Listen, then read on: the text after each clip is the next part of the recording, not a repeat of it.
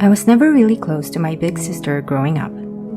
She was 5 years older, and so she was always several steps ahead of me.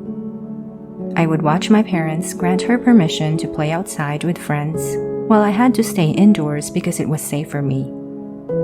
She would always get the first pick out of the toys and knickknacks our aunts used to ship to us from the US, and I would be stuck with the ugly color or boring design.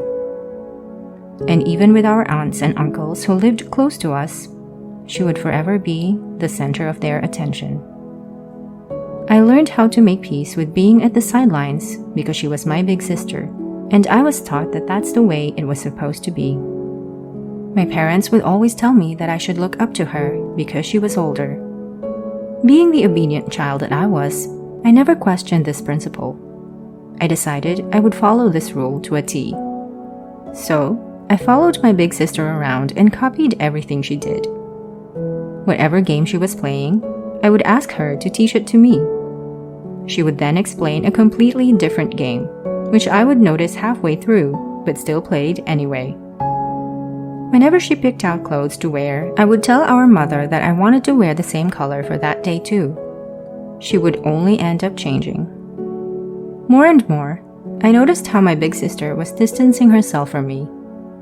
Every time we would visit our aunts and uncles in the next town, she would leave me at once to play with our cousins.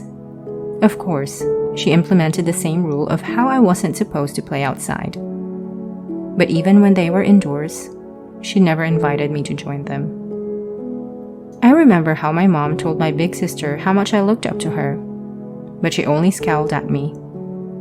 I couldn't understand why she hated me so much. Day by day, I tried my best to get closer to her, but it seemed that being so much younger would never allow me to do that. One day, I saw her writing on her notebook. She was working on some homework, and I stood at the door asking her what she was doing. She already seemed annoyed at me, even though that was our first interaction of the day. She must have said some mean things to me because at that instant, I immediately saw red. The next thing I knew, I was ripping the pages of her notebook, the same homework she had been working on for the past couple of hours. She screamed at me. I cried.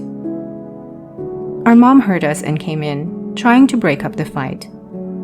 I cried the hardest that day out of all the instances my sister and I didn't get along so well.